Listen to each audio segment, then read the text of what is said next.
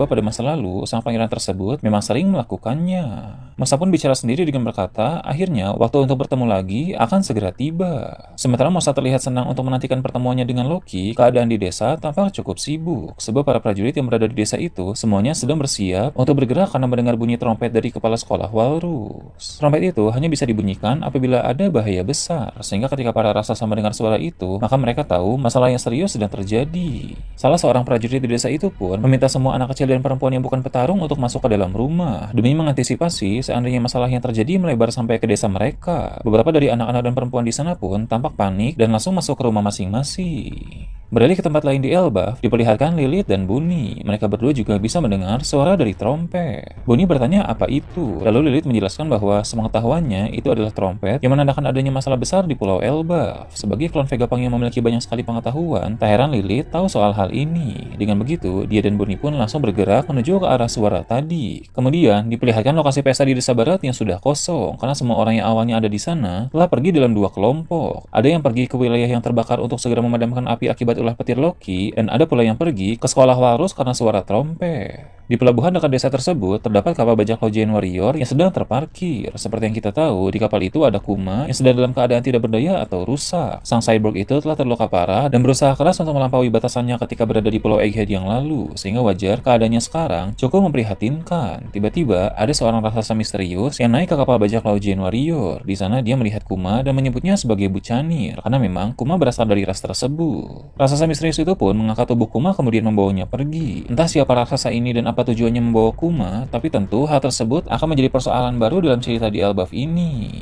Kembali ke Lilith dan Bunny, mereka sudah tiba di sekolah Walrus. Di sana, mereka melihat para monster aneh tengah bertarung melawan para raksasa di hutan. Mereka pun bertanya-tanya apa yang sedang terjadi. Robin pun di sana menceritakan secara singkat. Jadi ada berbagai hal aneh yang terjadi di sekolah Walrus. Mulai dari menghilangnya para murid yang berjalan sambil tidur, sampai kemunculan berbagai monster yang sangat misterius. Beberapa monster sudah dikalahkan oleh Robin, Usopp, dan Chopper. Tapi tetap saja, monster-monster itu masih tersisa sangat banyak. Menurut pengakuan salah satu guru, monster itu sama seperti penggambaran murid-murid tentang ketakutan terbesar mereka. Bonnie dan Lilith pun terkejut lalu menanggapinya. Bonnie bertanya, jadi bagaimana soal para murid yang hilang itu? Robin bilang, tadi Brook sudah datang bersama para bajak laut Giant Warrior. Jadi Robin meminta Brook untuk mencari murid-murid tersebut. Robin yakin Brook akan mampu menemukan mereka. Usopp yang ada di sana pun meminta Bonnie untuk tenang dan mempercayakan pencarian terhadap anak-anak itu kepada mulai berbicara soal monster yang mirip penggambaran ketakutan dari murid-murid itu. Lilith bilang dia pernah membaca soal buah iblis yang memiliki kekuatan untuk mengubah ketakutan orang lain menjadi makhluk hidup yang nyata. Lilith pun menduga para monster yang dihadapi oleh para raksasa di hutan ini muncul karena ulah dari pengguna buah iblis tersebut. Mendengar itu, membuat Bonnie langsung marah karena ada orang yang berani main-main dengan rasa takut dari anak-anak. Bonnie sebagai seorang anak kecil yang telah mengalami berbagai pengalaman yang menakutkan dan traumatis, paham bahwa rasa takut tidak boleh dihidupkan dalam kenyataan. Dia pun ingin segera mencari siapa pelakunya dan menghajar orang itu. Robin meminta Bonnie untuk tenang dan jangan gegabah. Untuk sekarang, mereka harus fokus menjaga keamanan di sekolah Walrus. Apabila semua monster sudah dikalahkan dan tidak tersisa satupun, barulah mereka akan mencari siapa pelakunya.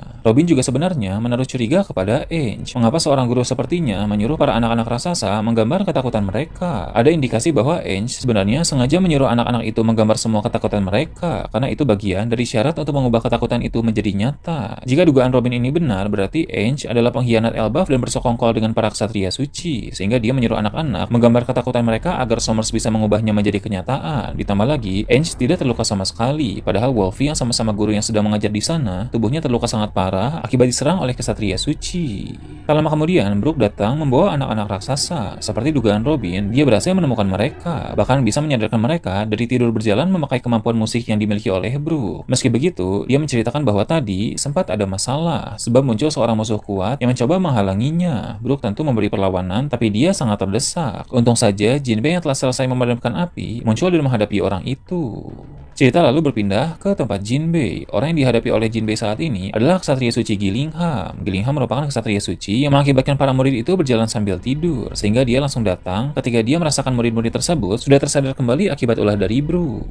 Dalam pertarungan melawan Gillingham, Jinbei bisa merasakan kekuatan besar yang dia miliki, sehingga Jinbei langsung bertarung serius sejak awal. Dia memakai teknik yang sangat kuat dari karate manusia ikan untuk menciptakan daya serangan besar yang berhasil mengenai Gillingham. Satria suci itu pun marah dan bilang bahwa Jinbei adalah pengganggu yang merepotkan. Gillingham segera bertransformasi ke dalam mode Fuzoan Kirin. Dalam mode itu, dia menghujani Jinbei dengan berbagai serangan. Jinbei pun berusaha menangkis menggunakan haki yang dia miliki. Walau cukup kesulitan, tapi dia berkata bahwa dia tidak akan membiarkan orang seperti Gillingham berbuat seenaknya di Pulau Elbaf ini. Ke tempat lain yang jauh dari sana, diperlihatkan Pulau Hachinosu yang merupakan markas bajak laut Kurohige. Di sana Kurohige sedang berbicara dengan Laffy melalui Denden Mushi. Seperti yang kita tahu, Laffy sedang menguasai pertempuran antara pasukan revolusi dan pemerintah dunia dari jarak yang cukup dekat. Dia bilang sekarang keadaan telah semakin panas karena dragon muncul di sana. Bahkan untuk menyambut kedatangan dragon, pihak pemerintah dunia mengirim Garling sebagai Gorosei baru beserta satu orang ksatria suci. Menurut Laffy, berdasarkan dari apa yang dia lihat dengan teropong, ksatria suci itu terlihat sangat mirip dengan Shanks. Tentu maksud Laffy adalah Shamrock, karena Shamrock memang bertugas membantu Garling menghadapi pasukan revolusi.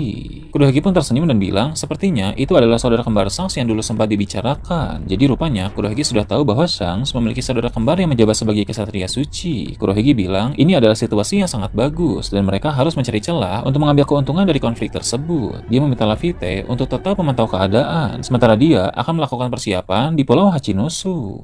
Shiryu pun berkata, Kurohige sebaiknya berhati-hati jika akan bergerak keluar markas, sebab ada informasi dari informan bahwa bajak laut Akagami sedang berada di suatu pulau yang lokasinya tidak jauh dari Hachinosu. Shiryu menduga Shanks memang sedang memantau pergerakan dari Kurohige. Sementara itu, guard yang ditahan di markas pun bisa menjadi masalah, karena ada potensi rekan-rekannya dari Angkatan Laut akan datang untuk berusaha menolongnya, sehingga apabila Kurohige meninggalkan markas, dia tidak boleh membawa terlalu banyak komandan Titan, karena Pulau Hachinosu harus tetap dijaga dengan sangat ketat. Kurohige pun berkata, situasi ini sangat menarik, karena Shanks dan saudara kembarnya melakukan pergerakan besar pada saat yang bersamaan. Setelah itu, cerita beralih ke tempat Shanks. Sementara memantau pergerakan dari bajak laut Kurohige, dia menerima dua informasi besar. Informasi pertama berasal dari informan di kalangan pemerintah dunia. Informasi itu tentang pertempuran antara pasukan revolusi melawan pemerintah dunia, yang mana Garling dan Shamrock terlibat dalam pertempuran itu. Kemudian informasi kedua adalah informasi yang berasal dari raksasa Elbaf, yang mengabarkan bahwa Loki kini sudah bebas. Para kru pun bertanya apa yang harus mereka lakukan. Shanks pun menjawab, kita fokus saja pada bajak laut Kurohige, karena situasi di Elbaf pasti akan baik-baik saja. Luffy dan kawan-kawan pasti bisa mengatasi Loki yang sudah terlepas. Itu juga bagian dari takdir Luffy sebagai Dewa Matahari Nika untuk menyelamatkan negeri para raksasa.